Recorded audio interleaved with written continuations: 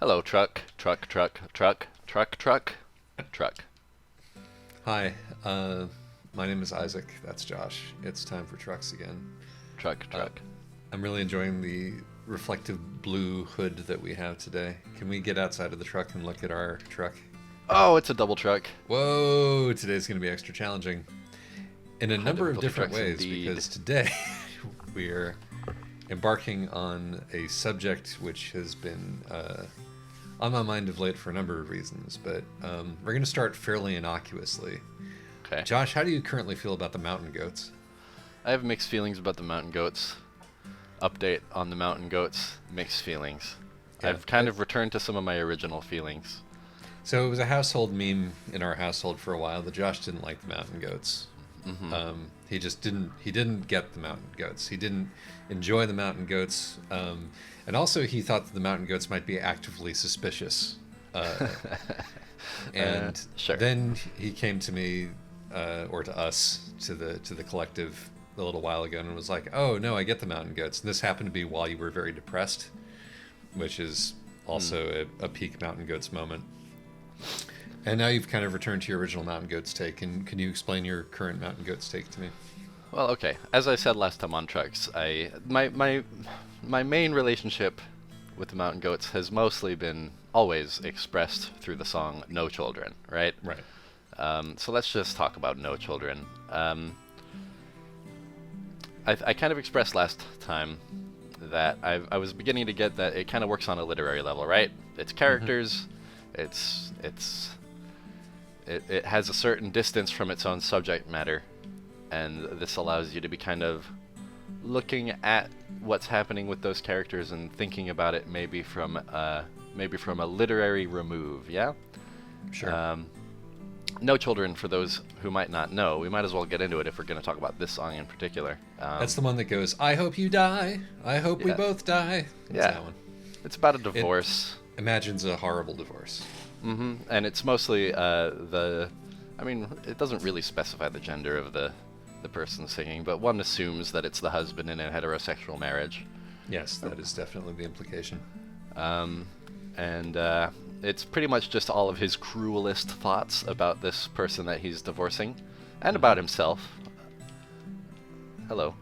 Go, go, go. Honk, honk, honk. Go, go, you go. Yes. Thank you. Continue.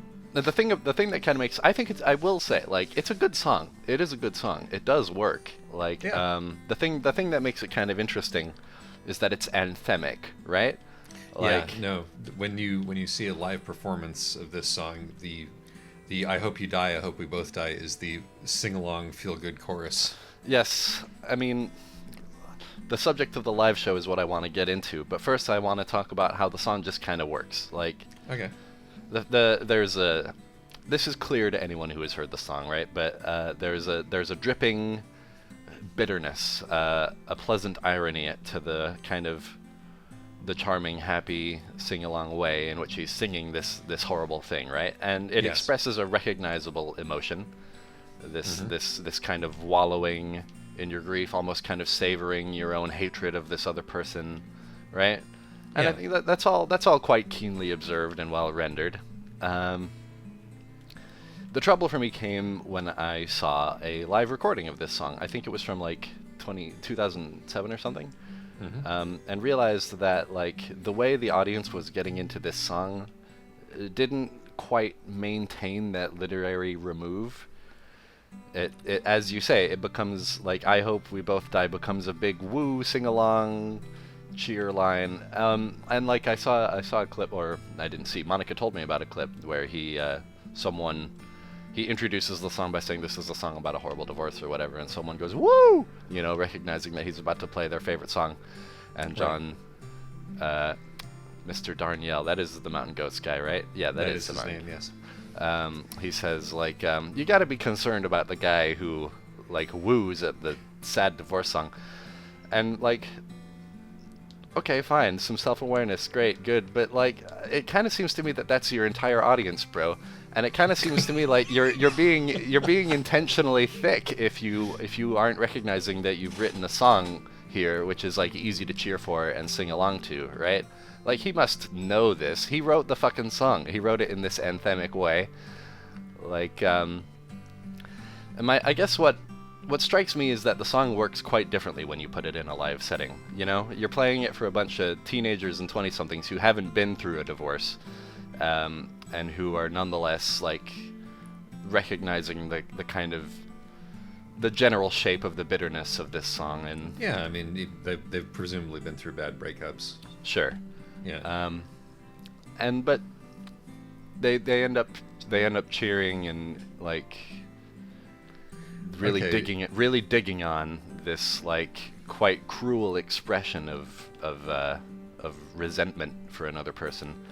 And I'm not gonna say that this breaks the song or whatever, but I do find that dynamic kind of reminded me what I initially found uncomfortable about the song and about the Mountain Goats. And that is that it's quite, as we said on the last trucks, it's quite suited to wallowing, isn't it?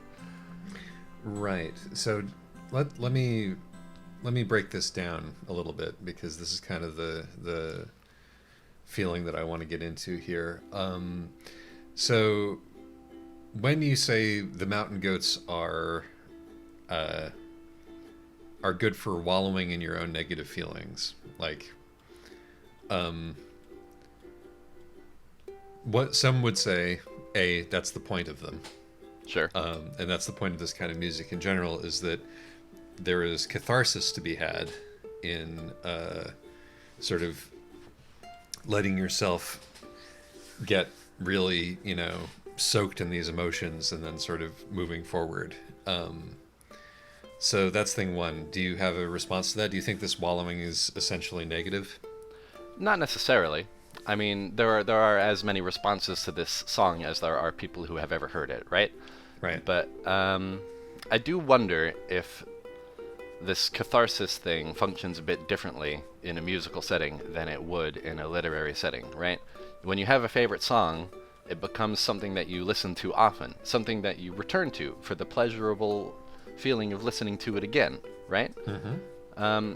Maybe not quite the same thing with a book. Of course, one can reread a favorite book, but it doesn't have that same like immediate emotional impact. It doesn't have that same homey familiarity.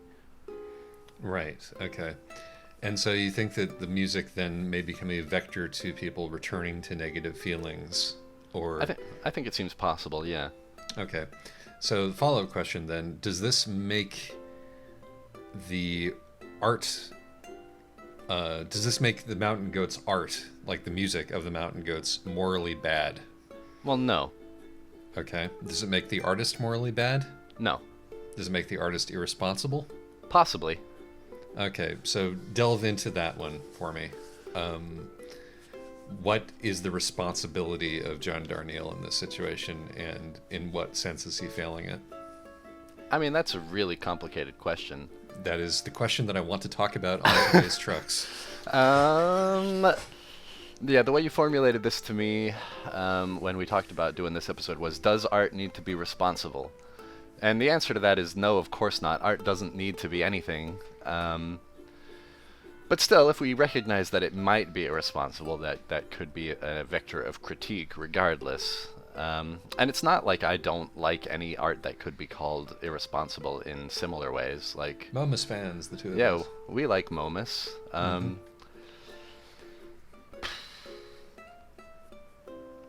It's really, I don't have a grand moral judgment to make here. Sorry to disappoint you on that. I wasn't expecting, just to be clear, I wasn't expecting this to become, me arguing that, that in games everything is permitted against, L. Brent Bozell. Yeah. But it's really just that that is an extremely 90s wrestling related reference. He was the head of the Parents Television Council. But regardless, but what I more wanted to get into was like there is this feeling that art must be policed, that is part of the current zeitgeist in communities that I follow and am a part of, right? Mm-hmm.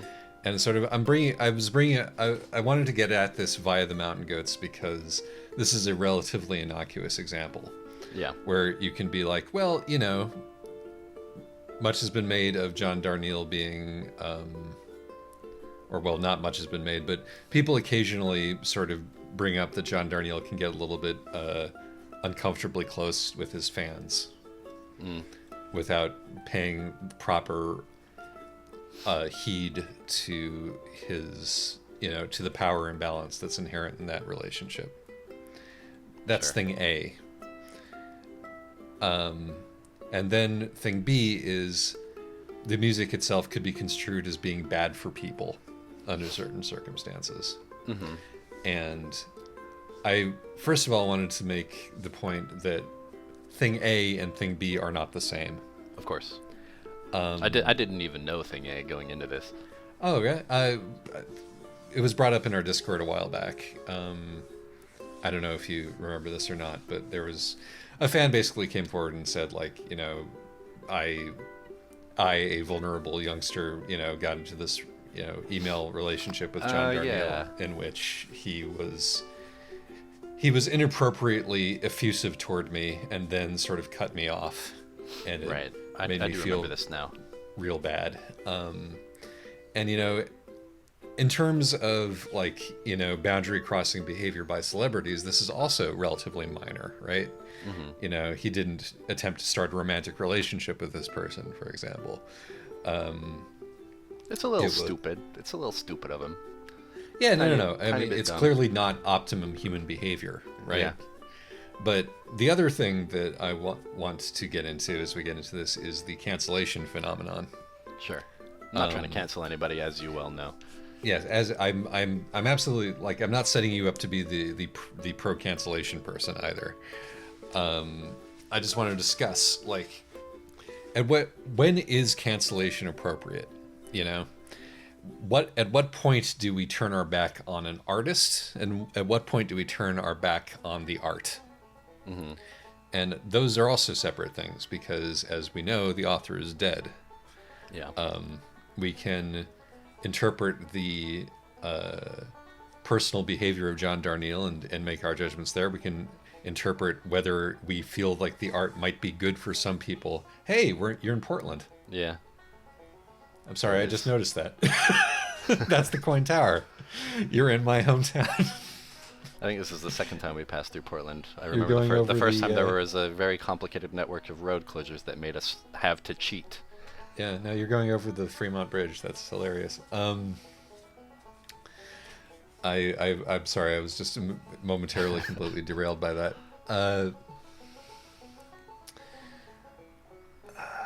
And also it's not quite correct either, which is making my head spin slightly. Yeah. That's me with San Francisco in this game. Yeah, no, this is it's a lot Can't of the wait right till we get to New things York. are on the horizon, but the way that the highway is behaving is giving Yeah. me a little bit of a problem. Anyway, the point that I'm trying to make is, or rather, not even the point that I'm trying to make. The question that I'm trying to bring up is, when do we start releasing the hounds, basically? Right. Yeah. And in Darnielle's case, I think that we would both agree that we don't got to release the hounds. No, we just gotta. I like to make fun of him for being a twerp, and that's about as far as he's gone into my shit book. Yeah, I think that is the appropriate response. He's kind of a twerp. He's kind of cool. He's a kind of a teen idol in a way that you always got to kind of police that and pay attention to that. If you are one of those folks who's very popular with people who are powerless or vulnerable, then that puts the onus on you to be particularly responsible about your behavior. But he hasn't done anything that would merit him being cast into outer darkness. However, I think that if the kind of behavior that he has done was perpetrated by somebody who was, say, not a white man, he might have already been cast into outer darkness, because cancel culture likes to target particular kinds of people. And the more vulnerable you are in terms of your, presentation, the more likely you are to be canceled. Is my sort of unscientific experience with these things. Yeah, I've heard that argued before. Yeah, the more that you are clearly vulnerable in some way, the more likely you are to be for your behavior to be nitpicked and policed. Yeah. And so we have to, like, when these things come up, and I noticed this one of the major reason this has been on my mind. I don't know if you're aware of this. There's been this like huge fucking nightmare in the SF community recently. Are we talking about the attack helicopter story? We were talking about the attack helicopter story, yes. Yeah, I've kind of intentionally kept myself from learning too much about this. Well, I've also kind of intentionally kept myself from learning too much about this, but unfortunately, a lot of the people who are in my IRL community care about this very much because they are very adjacent to it. Yeah. And so I have learned more about it. And also, like, people who are in my IRL community have also gone through this recently, or a person has, not in nearly as, high profile a way, but, an old piece of their art. And this happened like after years, right? Mm-hmm. But they came out sort of publicly as non-binary, and within a few months, a piece that they had made years ago was dredged up and picked apart, and they were canceled within the very specific creative community that they're a part of. And sort of watching that happen to my buddy, and I've also seen this happen over and over again over the years, like in front of people who, like, sometimes to people whose art that I like, sometimes for reasons which I think are entirely justifiable, sometimes for not. Mm-hmm. I think that what I want to do is to suggest that the benefit of the doubt is very important in situations like this. Yeah.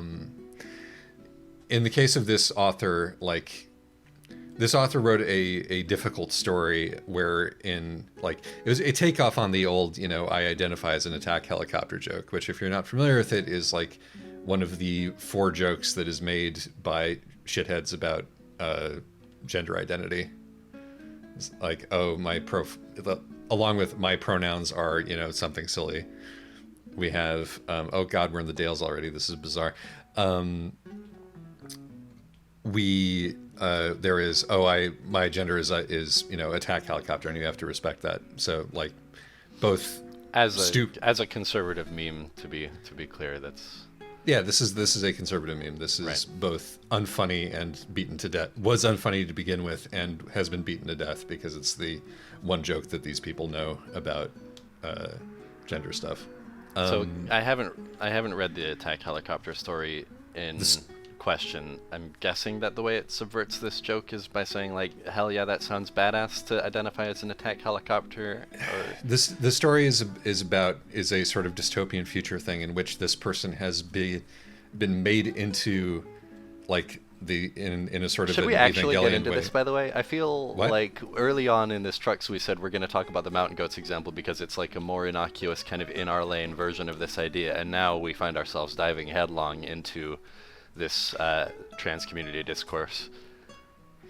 Well, I mean, it's not just a trans community discourse thing is the thing. Like this, yeah. At a certain point, this is, are you an author? Mm-hmm. Are you an author that is that wants to make stories that intersect with these spaces?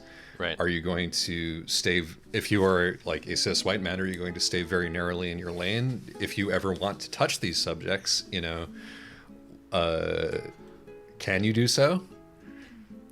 and if you are going to do so, what will you be prepared to do? And also, for example, that I would have read the story. You know, I mean, I'm not going to get into the specifics of the story because, again, I mean, my point is this story could be incredibly fucking offensive. Sure. And what happened would still have been inappropriate. Yeah. Right?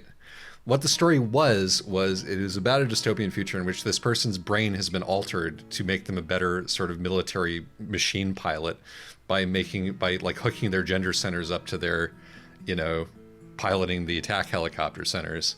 Okay. So the government has sort of forced them into identifying as an attack helicopter by gender to make them a better soldier. Okay. And apparently it gets very sort of, twisted about this, which to me is a very clever takeoff on this subject. But it could have been fucking way worse than that. And the response that happened, which eventually led to the hospitalization of somebody who may or may not actually be the author of this story, but that people assumed was the author of the story, because the author of the story was anonymous, is completely bananas. Mm-hmm. Completely unwarranted. And I think would have been unwarranted even had the story been incredibly offensive and morally retrograde. Sure. And that's where I stand on it. Do you think? I mean, maybe I have started this truck just as an excuse to talk about this because it's upsetting me. But do you? Your takeaway seems reasonable. Yeah, I don't have any information. Has this happened to you? This keeps happening to me because the artistic community that I sort of am peripherally a part of, I'm a huge fan of Kate Wirtz. I'm a huge fan of these trans musicians and Rook and Nomi, and these communities tear each other apart on the regular, which is a terrible way to say it.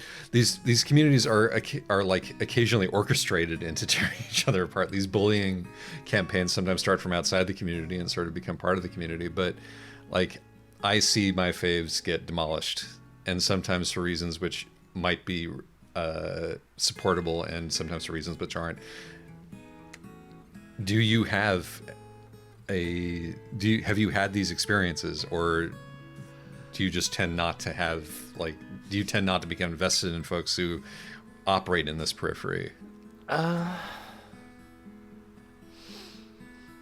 God. I'm about to have to say that I tend to enjoy ContraPoints videos. But the thing is, why are you afraid to say that? That's what I want to get into. It's not that I'm afraid to say it. It's that I don't feel like my insight on that topic is particularly valuable. On the topic of ContraPoints being controversial? Yes.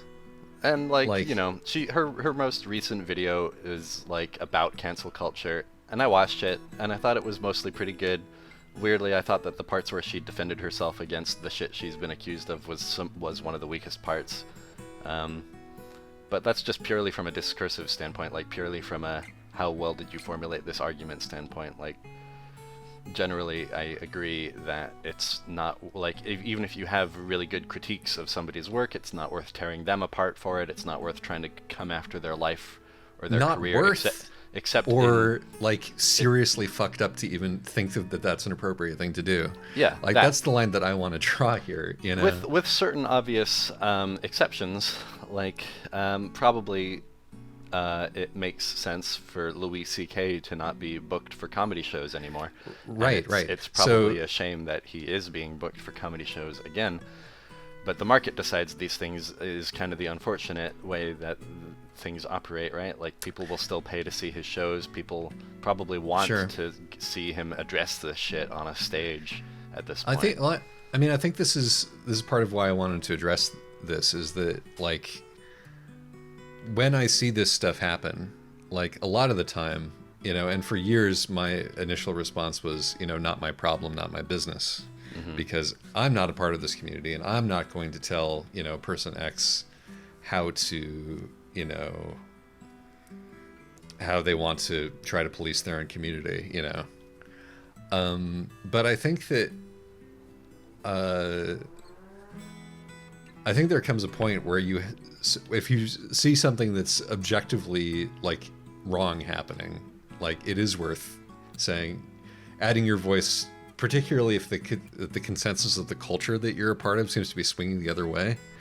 Like adding your voice to the no, this is actually fucked up is worthwhile, even if you are, you know, not directly affected. It's happening to people who you care about. Yeah, but if I wanted to make a really detailed argument in this arena, you know, I would have. I don't want to do that without having some prep time first, I guess is all I'm saying. Like, I'm not asking you to render a particular judgment on this particular story. Right, but I don't have any particular judgment on any particular case in this, like, is all, you know? You think that it's okay that people are sort of hounded off the internet for making art? No, of course not. But that's the beginning. That is actually worth saying at this point. It's true. Don't hound people off the internet for their art. Right? And there is a distinction to be made between what somebody does in, like, Louis C.K. We did not cancel Louis C.K. because he says stupid things in his comedy act, right? Mm-hmm. Even though he does, even though he did, even though he will continue to do so. That is his right as a comedian. That's where the market comes in, right? You know, people want to see him, people want to hear him talk. They can do that over there. The reason that we are unhappy that Louis C.K. is getting booked is because of the serial sexual harassment that he actually did in his life. Right. Right. And this, and we cannot behave, as a lot of people do, as if the kind of art a person makes is a predictor for the kind of behavior they will do in real life, because that is not true. And particularly before said behavior has happened. But also in cases where there is not even a presumption that the person has done something wrong, but has just made art that didn't make you feel good. Well, I suppose I now ought to state for the record that ContraPoints was not run off the internet, by and large, for stupid things she said in her videos, but because of stupid things she said on Twitter, and which could be construed as her behavior. That's an interesting question. Like, so I'm attempting to draw a bright line here, and, you know, we're always like, you know, I'm Mr. Nuance as a general matter. Like, we've got to evaluate these things on a case-to-case basis. But I'm like, canceling somebody for making art that is problematic is never acceptable, in my opinion. Right. Canceling somebody for their horrible opinions,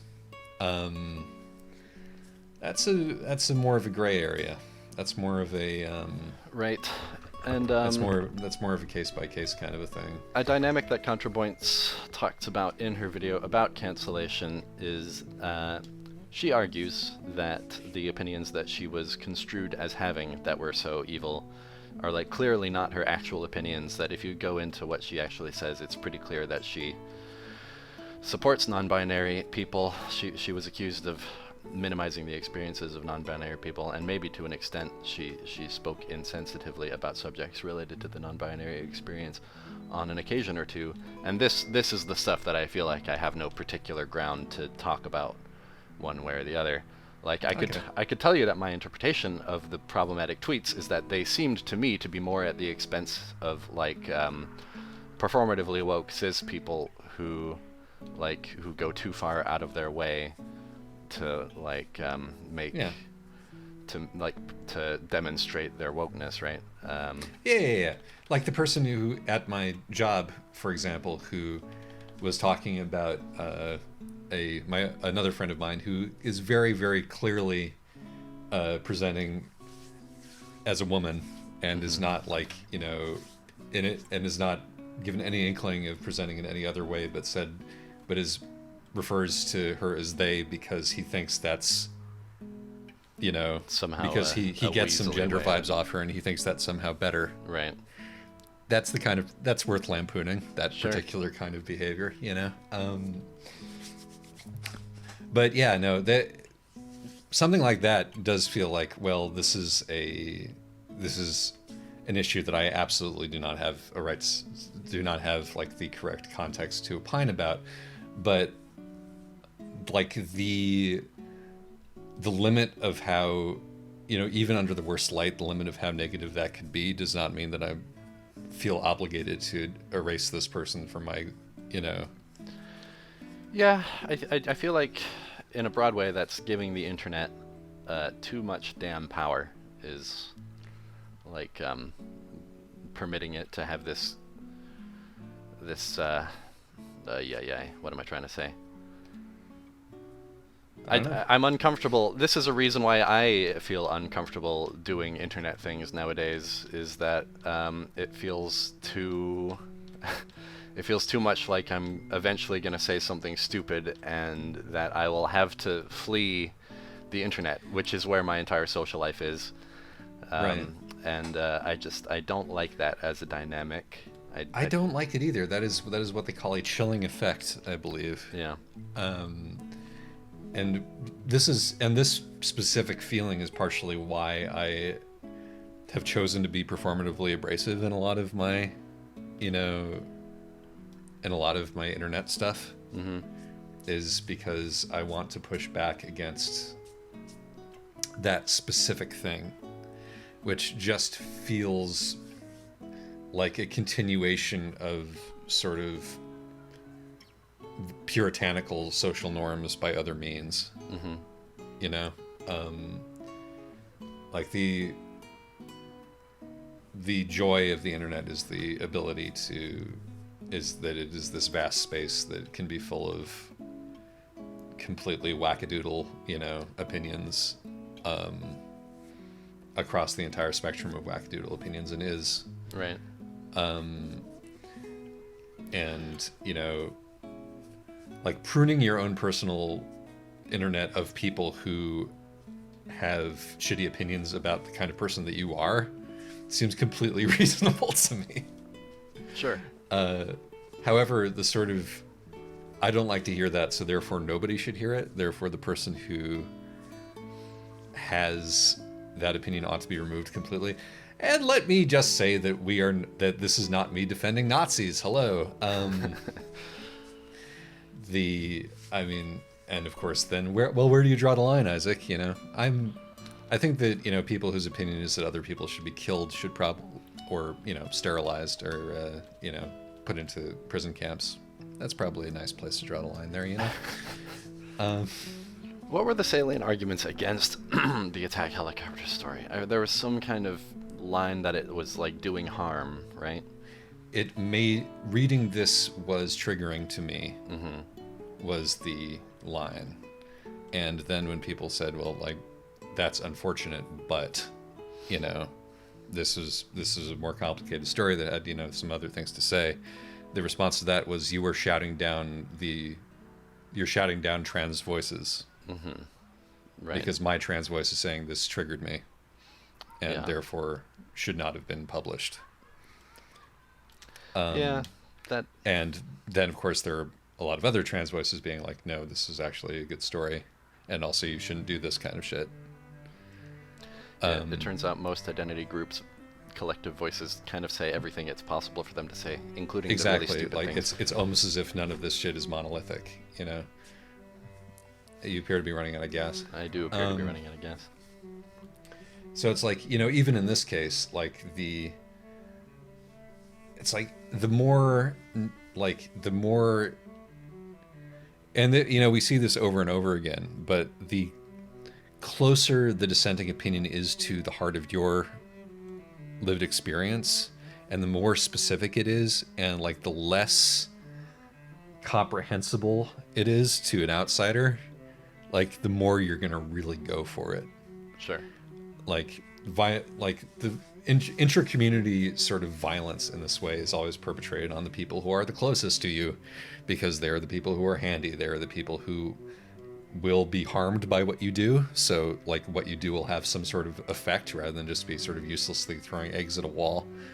I understand the reason that people do it, but I think that it's probably unwise to lose sight of the fact that it is just absolutely always counterproductive, except when you are trying to remove a literal predator from your community. You know? Yeah. And that's, again, based on their behavior more so than their opinions. I don't know. I felt the need to say this, you know. Cool. And this probably has become something of a bummer of a Trux as a result. I wasn't expecting this Trux to be about this at all. I'm sorry. Were you expecting a full hour on the mountain goats? Or about the subject of, I don't know, like the subject of responsibility in art. Like I thought we were going to be talking about this from an art making perspective, you know, like whether or not you have a responsibility to, responsibility to try that, or whether like it's a valid angle of critique. Well, yeah. Here's my, I guess that my answer to that question is, under the current circumstances, no. It's not a valid line of critique. I don't. Unless you are working for the Walt Disney Corporation, you know, like the kind of art that shapes the culture is now produced on a scale that is so massive and so impenetrable and so difficult to shift that, like, anything moderately heterodox that you do is in some way a valuable contribution, even if it's absolutely absurd. Yeah, and I mean, like, certainly at no point was I trying to persuade anyone that No Children is actually a bad song. Yeah. As I said at the beginning, it's a good song. But I do think that there's a weird dynamic where it kind of opens itself up to some sicko shit. Namely, a crowd cheering on the idea of a double suicide. I don't know. It's not. The song isn't even about a double suicide. It's about the feeling of hoping, right? In an open-ended way that I was being intentionally obtuse when I said a double suicide. Right. But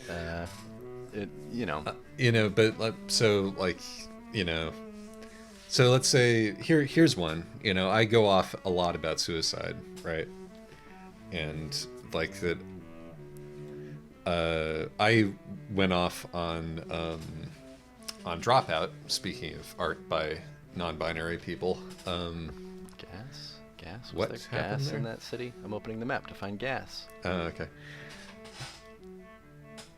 There's There some must be gas gas. over There it is. Well, time to reverse down the street Yeah, I think I might be able to kind of U-turn. with your double truck. It's gonna be tricky. Well, this will give us a little bit more time, at least. Does trucks encourage irresponsible driving? Yes. It makes it look Because so it makes this awesome. look like the height of fun. Exactly. Wow, this is working. Unbelievable. It's not gonna work for much longer, I don't think. It depends on whether that sign is an actual obstacle. I can definitely or not. destroy that sign. Oh, in that case, we're fine. Yep, Yeah. there we go. 100%. 100% good. Okay, so where am I turning? You got to make a I gotta left. do this loop. Yeah. Or do the loop and then take a right. So, but what I was saying was like, so, you know, I get on my high horse about suicide because a thing about suicide as a mental illness is that, you know, experiencing media that glorifies suicide or that sort of, you know, discusses suicide in any way can lead you to be at a higher risk of committing suicide if you were suicidal. Mm-hmm. So now there's a very open and shut. The artist has like a heavy degree of responsibility to, you know, to make sure that they're doing that in a nuanced way, or in a way that is worth doing if you're going to possibly cause somebody to fucking kill themselves, even though like you aren't responsible for it if somebody kills themselves after reading your art, because, you know, it's you. I mean, we can maybe talk about whether you think that's true or not, but I don't think it is. And I got into it about Dropout because I was like, this entire story is about this woman who takes her girlfriend. Suicide as a fun date. Yeah, basically I mean, the comic, of course, never actually says, oh, going on a romantic road trip to the Grand Canyon in an attempt to do a double suicide is awesome. Like, that certainly wasn't the point. Don't you think it's possible to say that the song No Children locates a certain romance in the idea of hoping that we both die? I mean, the thing is that, like... I'm adding waypoints and I don't know how to remove them. Oh, I click on them again. Here we go. The thing about, like...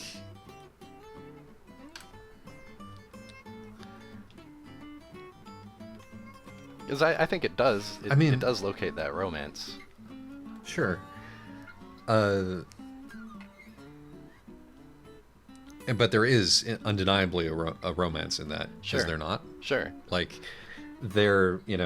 that's why the romantic poets who are called romantic, we're all about, like, what the fuck are you doing? Trying to decide if I have to get... That looks like a damn highway, which...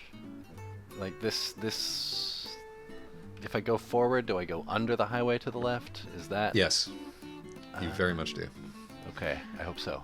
I have a cursed feeling that there is going to be, like, some X's that prevent me from going in this direction. Oh. I mean, you're currently going the wrong way down a one-way street. So that's all good. Its own kind of exciting. No one cares about that. Wrong way. Don't know what way. I don't see yeah, any no. The X's are ahead of you, but they're not full left. Yeah, they are. They're totally there. Are they? Yep. Oh, God. Well, this way we go. I'm going to run out of gas before before I get to the gas station. I just want to get gas. Oh, boy. Go on about that romance. Wow. Collided with myself. Yeah, I think... Holy shit! Look at that rearview mirror. This is an extremely irresponsible Shrex right now. So yeah, no, that romance exists. And he... Wow. Everything's fine.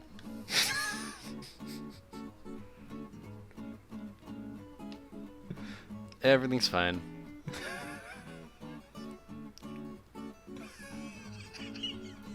We're gonna make it. This is a metaphor for this specific episode of Trucks right here. It's always a metaphor. I think this one is salvageable, but just barely. Okay, so yeah, no, the reason that piece of art is so anthemic is because it recognizes that is a relatable feel, and that romantic despair is a thing that exists, and that we all experience it sometimes. And generally, it doesn't result in double suicides. What's the distinction between this and what made you uncomfortable about Dropout? Well, the thing about, I mean, well, I was going to go on to say that I think I was wrong about Dropout. I went on about how, and this was a what are you doing? I don't know where the proper way to get on this is, and I'm really low on gas, so I'm just going. But this isn't the way toward the gas. Yeah, it is. Okay. Best of luck. Thank you. I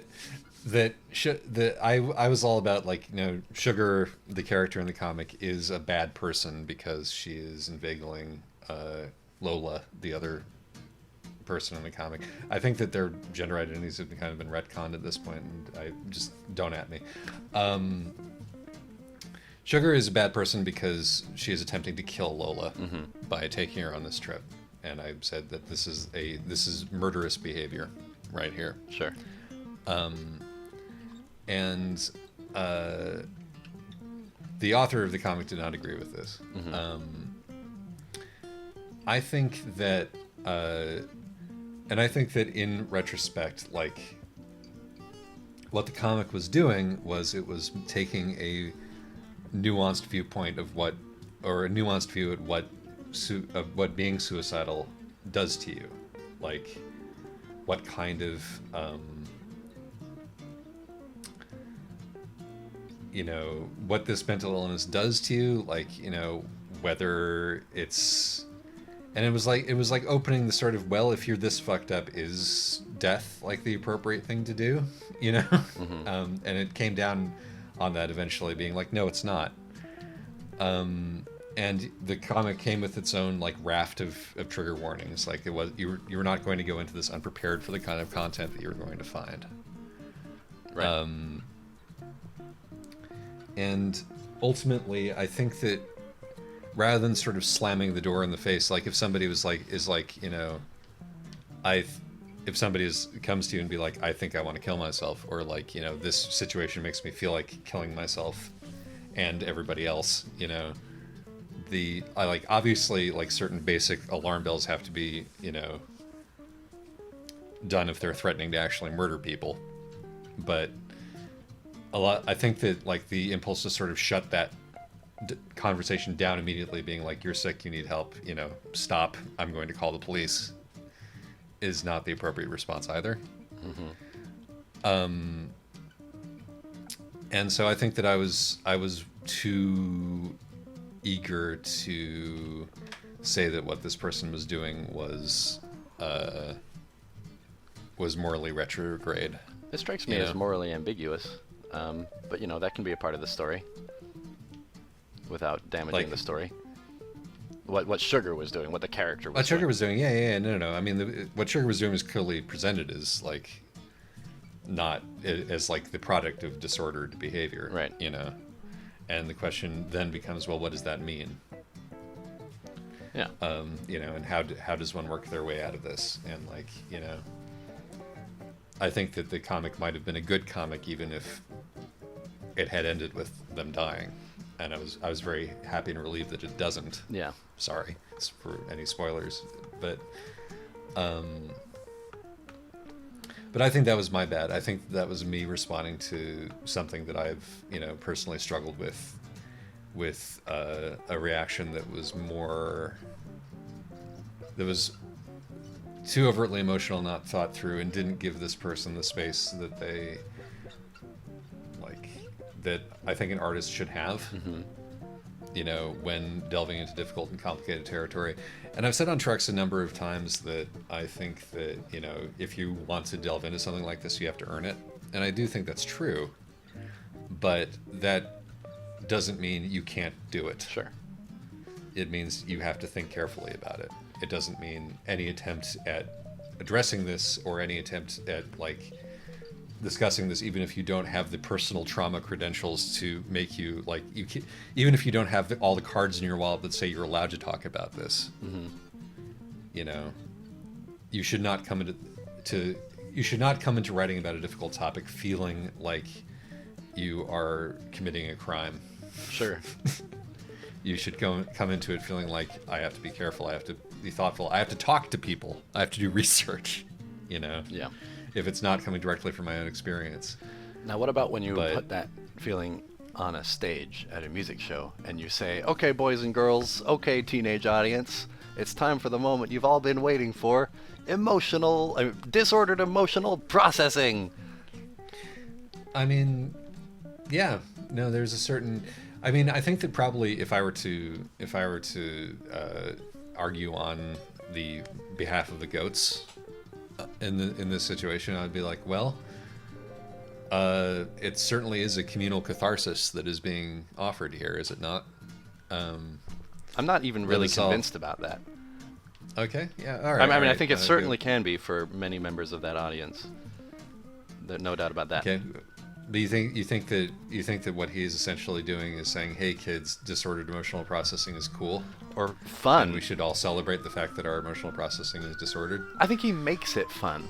I think that there is a fun in that song, and I think that there's a healthy approach to that kind of fun, and I think there's an unhealthy approach to that kind of fun, but I kind of feel like the song emphasizes the fun in a way which doesn't have a lot of like angles of reflection on it that are like immediately apparent unless you're willing to do the work of reading into those layers of nuance. Yeah. So without like saying Darnielle was bad to do this. No, yeah. Without saying, you know, we can. I think that I can agree with you to be saying this is not productive, and like this is me also being like a. This is me being a Mountain Goats fan who would not necessarily. Well, actually, never mind. I'm not a Mountain Goats fan. This is me being a person who has enjoyed some Mountain Goats music, but who would probably not enjoy a Mountain Goats show. Right. Probably for this precise reason. But that's true of any. But I think that also. I think that the problem with the Mountain Goats specifically goes, like, I think that the problem that you're putting your finger on sort of is reflected in other things about the Mountain Goats, like the bumper sticker that says "I only listen to the Mountain Goats" that they sell. Like, there is something overtly cult-like about being a Mountain Goats fan. Like this, you know, there's a sort of a emotional connection to that, to the charismatic leader and what he's putting forth, and what he's putting forth is mostly anguish. Right. And he's putting forth that anguish with kind of a laugh and a smile. Yeah. And like there's a sort of and it's interesting to sort of compare this to, you know, if you want to take like tragic lyrics married to sort of upbeat anthemic music, They Might Be Giants is like a classic example of this. Right. But what they do does not feel like that at all. Yeah. Right? There's a, yes, they make their characters brooms and things, or worms. Yeah, like, or you know, in more recent years, just like obviously abjectly awful people. Right. You know, they're not attempting to make you empathize with their narrators, and they also very much want to remind you at all times that you're going to die. Mm-hmm. But yeah, no, there is none of the sort of dangerous romance of the rogue there, and Darnielle himself is like all up in that roguish romance. Yeah, it's interesting. I like, you know, you can't tell teens not to be into, you know, oh yeah, sort of Tom Verlaine, you know. Yeah. To reiterate, not telling anyone not to be into anything. I guess mostly I'm just saying that Right. this is not a scene that I want to be a part of, and here's why. I think that it might be reasonable to be like, oh, are you, as an adult, maybe it is a little bit weird for you to still be, you know, wallowing to this extent. Right. Or You know, like, is he and, like, wallowing, or is he just kind He's of... made a career out of it. That's Right. like a Is he separate wallowing, thing. or is he just like making money by encouraging teens to wallow? And like, which of those is better than the other? I think he believes in punk rock, which is something that you probably should stop doing before you're as old as he is. But you know, Yeah. Again, So maybe he like, is this a bad man this after is all. now, this is Maybe now we becoming, should like, cancel him. Well, that's it. Well, see how easily we fall into like, you know, speculating about the interior life of this artist whose work we find questionable, right? Mm-hmm. It's like this impulse is so difficult to resist, and it's one that I've been guilty of over and over and over. Like if you go back in my my Tumblr history, you can see me being like, people being like, hey, you know, speculate irresponsibly about this artist's fetishes, and I'm like, all right, you know, this person is clearly sick in this way, and this way. And Right. I shouldn't have done that. That was not good. I apologize for that. But there's perhaps like a middle ground here where Yeah, no, I do not apologize for claiming that Dan Shive is extremely horny on main, because he absolutely is. Mm-hmm. But yes, no, there's a line to be drawn here. But perhaps, again, frustratingly, it is a line that has to be drawn on a case-by-case basis. Yeah. And certainly, you know, we can clearly say for ourselves that, you know, the Mountain Goats is not for us, even though you briefly had a moment where the Mountain Goats was for you. I mean, Which happened to coincide with a breakup. I still... what? No, not even true. I mean, I'm not even really sure that anything I was going through has anything in particular to do with what I started to like about the Mountain Goats. I just, I think it had more to do with listening to Monica learn how to play guitar and do it largely by taking the kind of simple chord structures of Mountain Goat songs and learning how to play them. Just like on a purely musical level, I started to appreciate certain things that the Mountain Goats do. I kind of started to like John Darnielle's guitar playing. Right. Okay. I'm sorry for casting aspersions there. I haven't even broken up with anybody in a year, so and it was a good breakup, Isaac. I didn't. What are you trying to tell me? I didn't. That is not what I meant.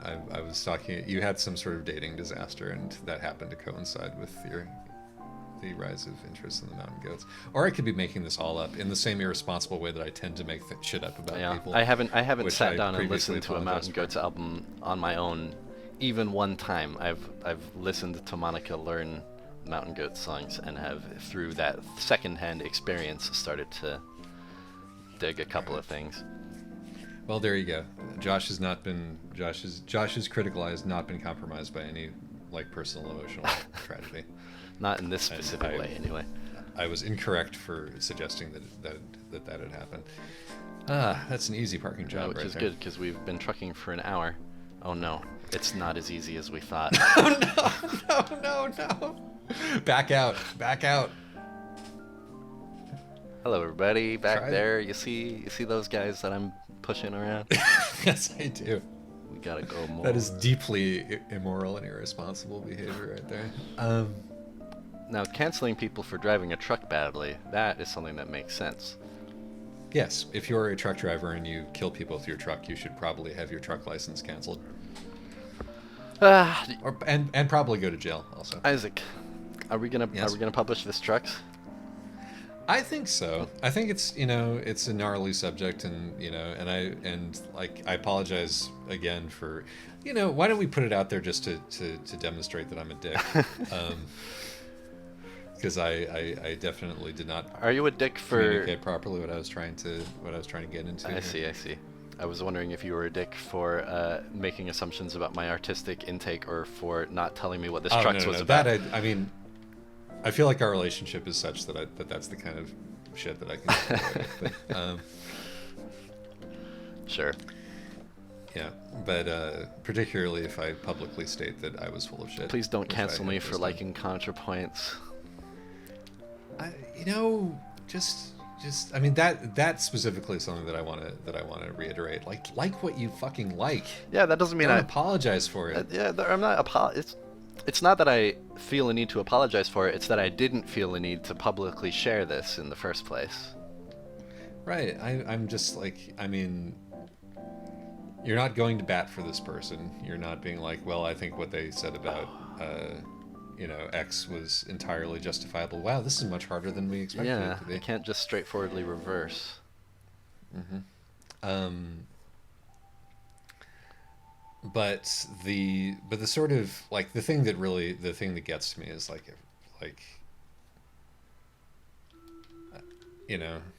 I'm actively starting to tease people by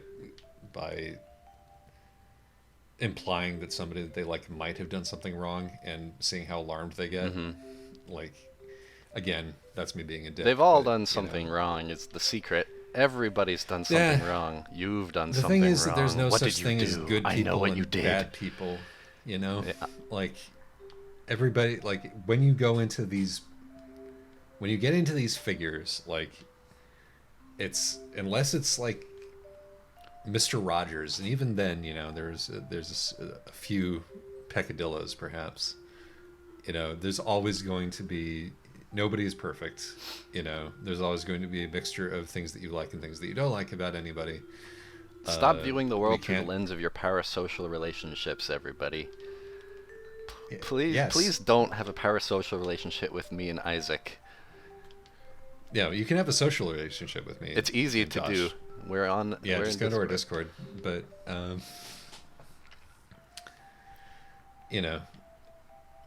I guess that's part of the reason why I'm sort of trying to commit to being as publicly unacceptable as I can be at this juncture. Mm-hmm. I think if you just go straight from here and then back directly up, it ought to work. I'm skeptical of that. I kind of thought it would count that. if I go far straight from here, yeah, okay, maybe. Yeah, exactly. There's some boxes. Just like, if you hug the fence and then boop the boxes. Yeah. I don't think those and then back boxes are up. physical. Well, if they're not physical, then so much the better. Bonk.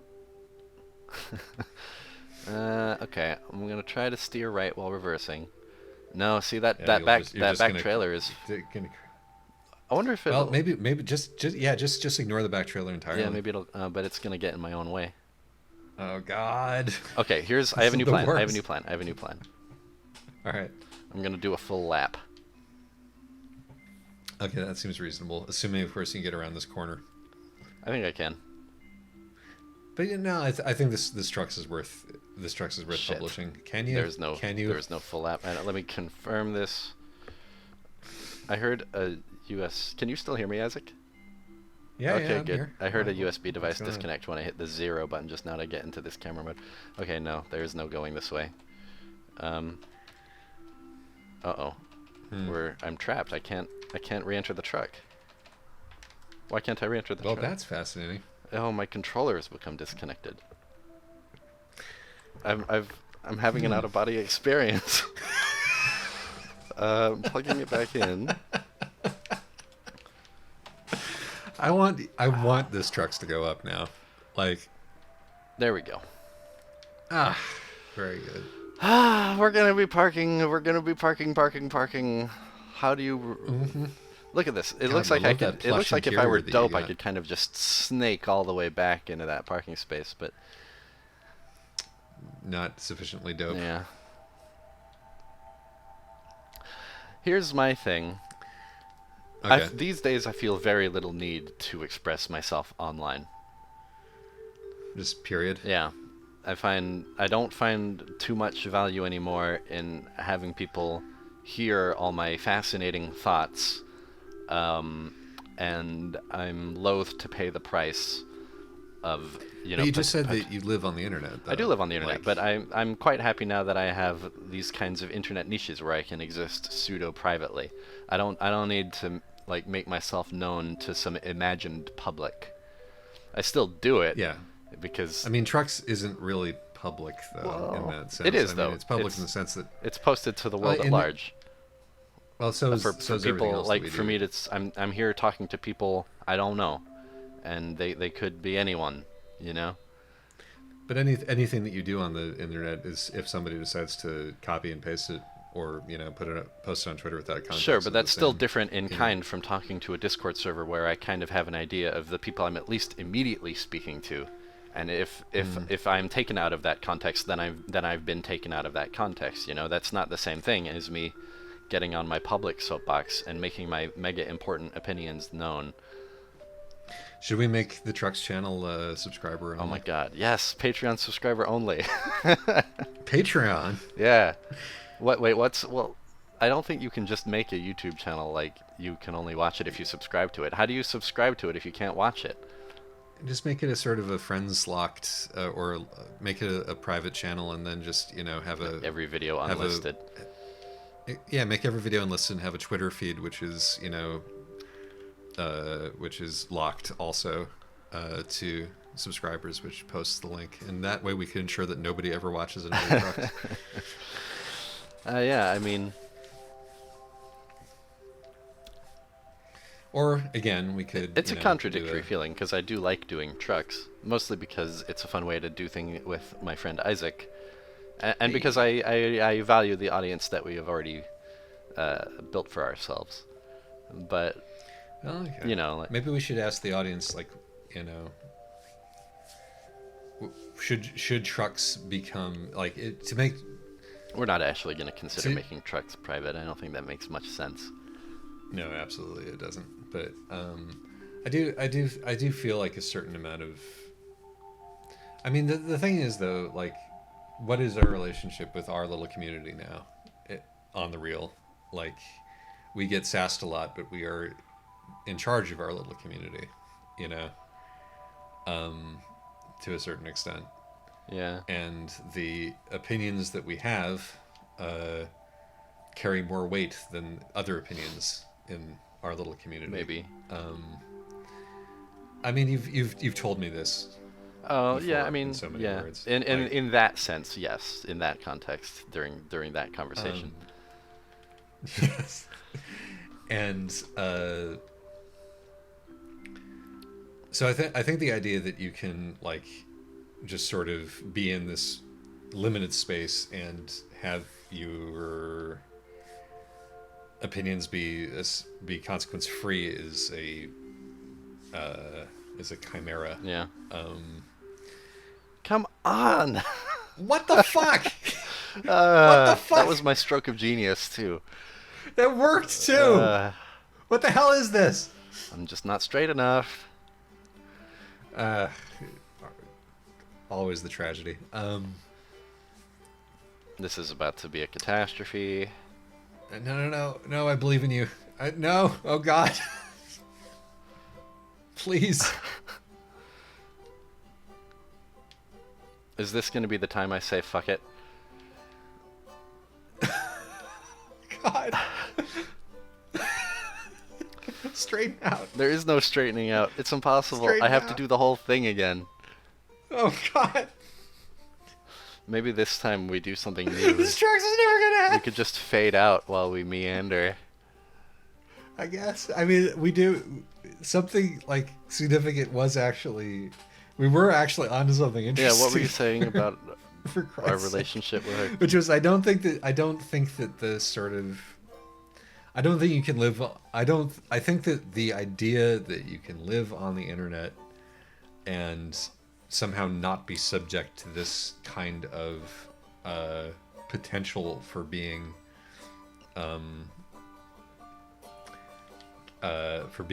castigated or for being judged or for being canceled.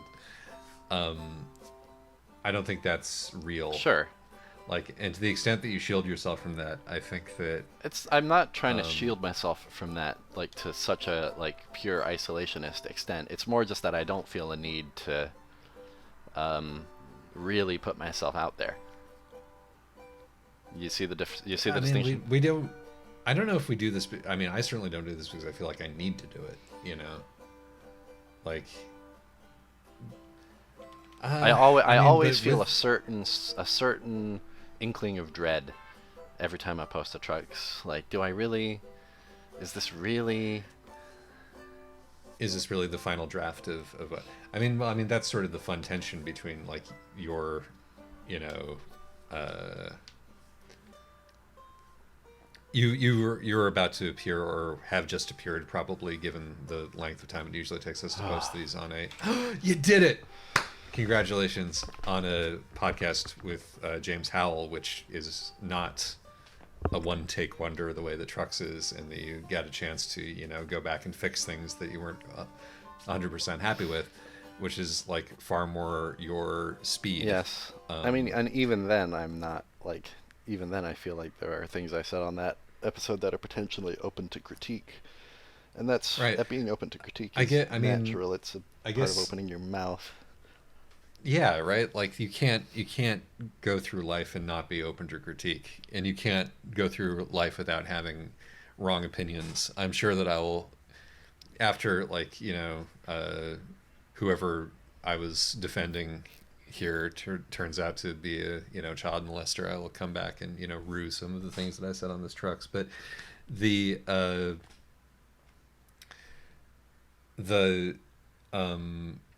point that I'm trying to make is that there is that feeling where like I don't feel the need to be I don't feel the need to put my little opinions out there without like polishing them or at all, because you weren't even making that distinction. But I actually genuinely think that for what little audience that I personally, and I'm just going to speak for myself, that I personally have, that I do feel a responsibility occasionally to say something if I'm seeing things that are not right happening. Sure. And I think that, and like I'm not, and there is this a sort of there's I guess a certain amount of egotism bound up in that, but I do know that people pay attention to my opinions. Sure. Like at least some people pay attention to my opinions, and particularly in situations where the prevailing opinion seems to be drifting in a way that I don't like. It's worth saying something. Yeah. And maybe sending down a few blanket apologies about my privilege and position before I do so, but whatever. And that's a Trux, ladies and gentlemen. That's a Trux. Somehow. Some way. We did it.